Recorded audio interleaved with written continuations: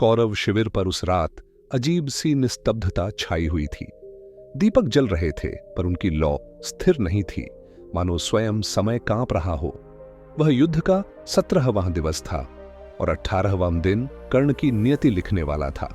उसी रात अंगराज कर्ण अपने भीतर वर्षों से दबी हुई आग और रहस्यों को लेकर उस एक व्यक्ति से मिलने चला जिसने महाभारत की बिसात सबसे पहले बिछाई थी। शकुनी शकुनी मंद मुस्कान के साथ, अंगराज, इस समय यह वह घड़ी है जब योद्धा नहीं केवल आत्माएं जागती हैं। कहो, किस भय ने तुम्हें मेरी चौखट तक खींच लाया? कर्ण धीमे पर गूढ़ स्वर में, भय नहीं मामा, आज मैं यहां किसी युद्ध की योजना लेकर नहीं आया।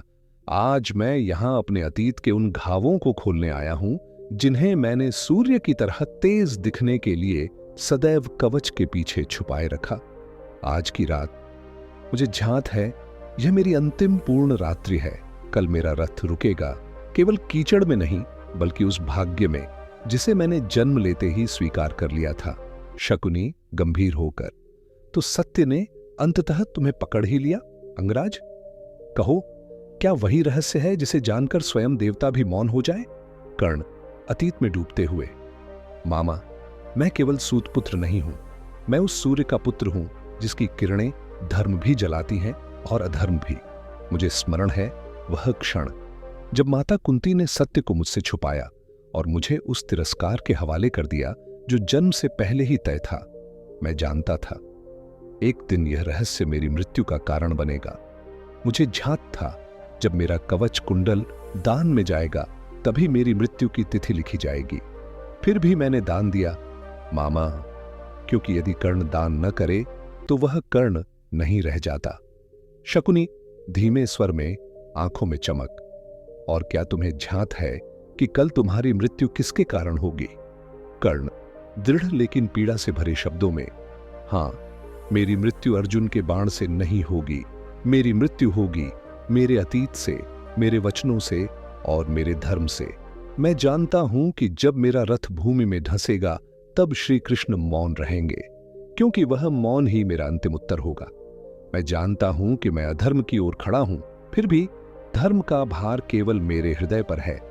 यही मेरा सबसे बड़ा रहस्य है मामा। मैं सत्य जानकर भी असत्य का पक्ष चुन रहा हूं।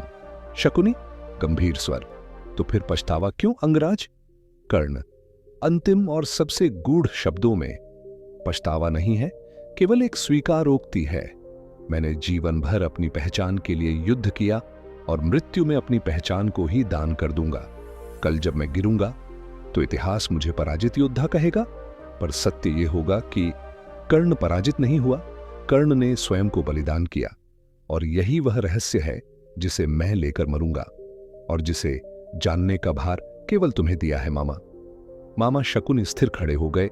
फिर मामा शकुनी ने कहा, कर्ण, आज मैं वह सत्य खोलने जा रहा हूं जिसने केवल युद्ध नहीं रचा, पूरे महाभारत को जन्म दिया। यह दोष एक बुद्धि, एक मौन और एक समय पर न बोले गए सत्य का है। कर्ण कर्राते स्वर में, कहिए मामा, अब भी क्या बचा छिपाने को? मेरे श्रेष्ठ योद्धा मर रहे हैं, मेरी सेना टूट रही है और कृष्ण पांडवों को बचाते फिर रहे हैं। क्या मेरे लिए कोई राह बाकी है?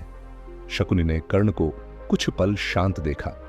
फिर शकुनी ने कहा, कर्ण, आज मैं वह रहस्य बताने आया हूं जो मैंने अपने हृदय में वर्षों से बंद कर रखा था। एक ऐसा रहस्य जो इस पूरे युद्ध को जन्म देने वाला वास्तविक बीज है। कर्ण या द्रोण भी इस रहस्य को नहीं जानते थे। कर्ण चौंका, वास्तविक बीज? कृष्ण तो कहते हैं कि यह धर्म युद्ध है, तो फिर आप किस बीज की बात कर रहे हैं? शकुनी धीरे से बैठ गया। उसकी आंखों में एक अजीब गहराई उतर आई। फिर शकुनी बोले, मेरा पिता, मेरे भाई, मेरी बहन, सभी को हस्तिनापुर ने कैद किया था। भोजन इतना मिलता था कि बस एक ही जीवित रह सके। हर दिन एक एक कर मेरे परिवार ने मुझे बचाने के लिए अपना भोजन मुझे दे दिया। जब मैं आखिरी बचा, मेरे पिता ने कहा, शकुनी, हमारा परिवार मरेगा पर हमारे अस्थियों का यह पासा जीवित रहेगा। यह पासा मेरे परिवार की हड्डियों से बना है और इसमें अभी तक उनके अधूरे शाप की ज्वाला धधक रही है। यही कारण है कि मेरे पासे हमेशा वही परिणाम देते हैं जो मैं चाहता हूं। कर्ण स्तब्ध। मामा, यह तो कोई भी नहीं जानता था, शकुनी ने आगे कहा। दुर्योधन, लोग सोचते हैं कि यह युद्ध जुआ, द्रौपदी या राज्य के कारण हुआ, पर सत्य इससे कहीं अधिक गहरा है। यह युद्ध इसलिए हो रहा है क्योंकि कुरु वंश पर एक अदृश्य आरण था, एक अर्षि का शाप, जो कहता था कि कुरुवंश का अंत उसी व्यक्ति के हाथों होगा जिसके साथ हस्तिनापुर कभी अन्याय करेगा। और वह अन्याय मेरे परिवार के साथ हुआ था, दुर्योधन। इसलिए यह युद्ध मेरी प्रतिशोध की राख से पैदा हुआ है। कर्ण का चेहरा सफेद पड़ गया। कर्ण, तो क्या मेरी लड़ाई, मेरी महत्वाकांक्षा, मेरी मित्रता, इन सब के पीछे आपका प्रतिशोध था? शकुनी ने धीमे से कहा। प्रतिशोध नहीं, उस शाप की पूर्ति। कुरुवंश का अंत लिखा था और मैं केवल उस दिशा की हवा हूं जो नियति को आगे बढ़ा रही है। फिर से शकुनी बोले, कर्ण, एक बात और है, सबसे खतरनाक रहस्य। यह युद्ध दो सेनाओं का नहीं बल्कि दो अदृश्य शक्तियों का युद्ध है। एक मेरा शाप और दूसरी कृष्ण की इच्छा। शकुनी ने कहा, कर्ण, कृष्ण को पांडवों से प्रेम है, पर वे इस युद्ध में सिर्फ प्रेम के लिए नहीं आए। वे आए हैं किसी एक व्यक्ति की रक्षा करने और किसी एक व्यक्ति को रोकने। दोनों एक ही हैं, दोनों एक ही शरीर में बसते हैं, पर दो विपरीत शक्तियां हैं। कर्ण की भौहें सिकुड़ गईं। उसने कहा, एक ही व्यक्ति, दो शक्तियां? कौन? शकुनी धीरे धीरे बोला, वह है अश्वत्थामा। कर्ण चौंक कर उठ खड़ा हुआ। अश्वत्थामा? द्रोणाचार्य का पुत्र? पर वह तो मेरा मित्र है, हमारा योद्धा है। शकुनी ने सिर हिलाया। अश्वत्थामा केवल मनुष्य नहीं, वह चिरंजीवी है। उसके जन्म में ही एक अग्नि थी जो देवताओं को भी भयभीत करती है। उसकी आंखों में एक ऐसी शक्ति है जो मनुष्य को नहीं मिली, युग स्मृति की दृष्टि। वह जानता है कि यह युद्ध मात्र एक आरंभ है, कुछ और आने वाला है। कृष्ण उसे रोकना चाहते हैं, क्योंकि यदि अश्वत्थामा का क्रोध सचमुच जाग गया तो वह केवल योद्धाओं को नहीं मारेगा, वह वंश समाप्त करेगा। उसका क्रोध प्रलय से भी भयानक होगा। शकुनी ने धीरे से कर्ण के पास कदम रखा और उसकी आंखों में एक अजीब चमक डालते हुए बोलना शुरू किया। कर्ण, तुम जो मुझे केवल चालाक, घातक और हंसमुख मानते हो, उससे बहुत अधिक मैं हूं। मैं वही हूं जिसका अतीत दर्द और प्रतिशोध की आग से तपकर बना है। मेरे पिता गंधारी के भाई, एक समय ऐसा आया जब हमारे राज्य पर हस्तिनापुर का अत्याचार हुआ। हमारे परिवार को कैद कर लिया गया, हमसे हमारी आजादी छीनी गई, हमारे घरों को जलाया गया, हमारे लोगों को भोजन और पानी तक नसीब नहीं हुआ। और उस कैद खाने में हमारे सामने रोज एक खेल चलता था जिनमें हमें नहीं खाना मिलता, और जो भी जीवित रह जाता वह केवल किसी की चतुराई या बल के कारण बचता। कर्ण स्तब्ध हो गया। कर्ण, पर मामा, ये तो आप कभी नहीं बताए। शकुनी, क्योंकि यह केवल दर्द की कहानी नहीं थी, यह हमारी जीवन की परीक्षा थी।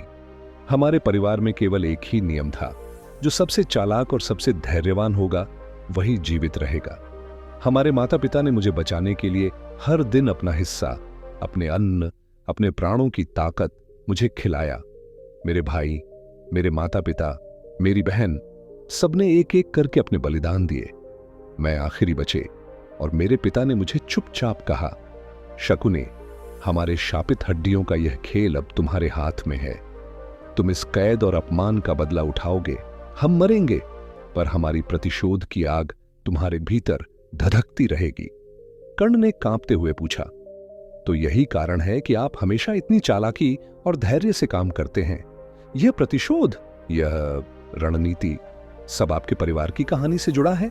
शकुनी, हां, मेरे भीतर केवल एक आदमी नहीं बल्कि वर्षों का दर्द, अपमान और प्रतिशोध बसता है। यह मुझे केवल युद्ध में चालाक बनाता नहीं, बल्कि यह मुझे भविष्य देख पाने की शक्ति भी देता है। युद्ध के मैदान में हर चाल, हर निर्णय, हर बाण, यह सब उस प्रतिशोध से निर्देशित होता है जो मेरे परिवार ने मुझे सौंपा। और यही कारण है कर्ण कि मैं तुम्हें केवल एक सलाहकार नहीं हूं, मैं वह हूं जो हर परिस्थिति को पढ़ सकता है, हर चाल को भांप सकता है, क्योंकि मैंने जीवन में सबसे कठिन परीक्षा पास की है। न केवल अपने लिए बल्कि अपने मृतक परिवार के लिए भी। कर्ण ने गहरी सांस ली। मामा, यह युद्ध जितना बाहर लड़ा जा रहा है उससे अधिक मेरे भीतर लड़ा जा रहा है। मैं प्रतिदिन पांडवों को परास्त करता हूं, परंतु फिर भी वे टूटते नहीं, और दुर्योधन, वह हर दिन और अधिक अधीर होता जा रहा है। शकुनि की आंखें चमक उठीं। तो तुम्हें अब यह दिखाई देने लगा है कर्ण कि यह युद्ध केवल शस्त्रों का नहीं, यह भाग्य का खेल है। कर्ण ने कठोर स्वर में कहा, मामा, आप सदा कहते आए हैं कि भाग्य को छल से जीता जा सकता है, तो फिर बताइए पांडवों का भाग्य क्यों नहीं टूटता? शकुनि हंसे, पर वह हंसी भयावह थी, क्योंकि कर्ण, पांडवों के पास वह है जो कौरवों के पास कभी नहीं रहा, धर्म का कवच। कर्ण चौंक पड़ा। धर्म? क्या धर्म युद्ध जिताता है मामा? क्या धर्म रथ के पहिए बचाता है? क्या धर्म अस्त्रों को रोकता है? शकुनि ने कर्ण की ओर देखा गंभीरता से। नहीं कर्ण, धर्म स्वयं युद्ध नहीं करता। धर्म केवल यह तय करता है कि किसे कब गिरना है। कर्ण की मुट्ठियां भींच गईं। तो क्या आप यह कहना चाहते हैं कि मेरा गिरना निश्चित है? शकुनि ने पासों को उठाया और बोले, मैं यह कह रहा हूं कि जिस योद्धा का जन्म रहस्य हो उसका अंत भी रहस्य ही होता है। कर्ण की दृष्टि कांप उठी। मामा, आप क्या संकेत कर रहे हैं?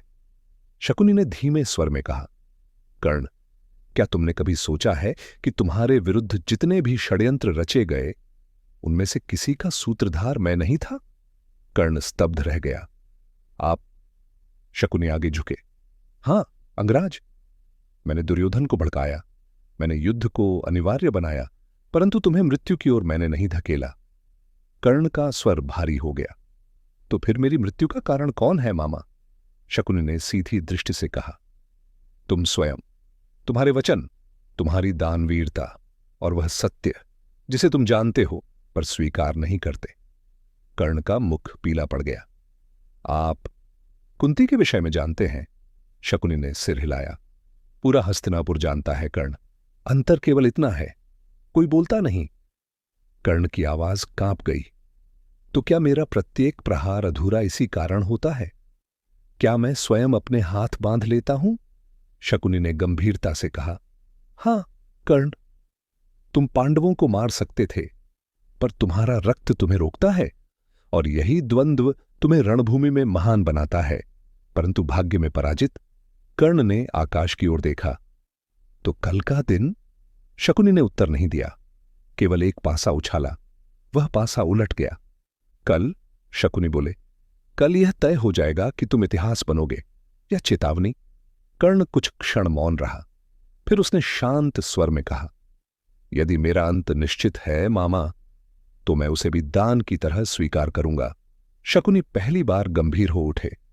यही तुम्हारी त्रासदी है कर्ण, तुमने मृत्यु तक को दान बना दिया। कर्ण ने प्रणाम किया। यदि इतिहास मुझे दोषी ठहराए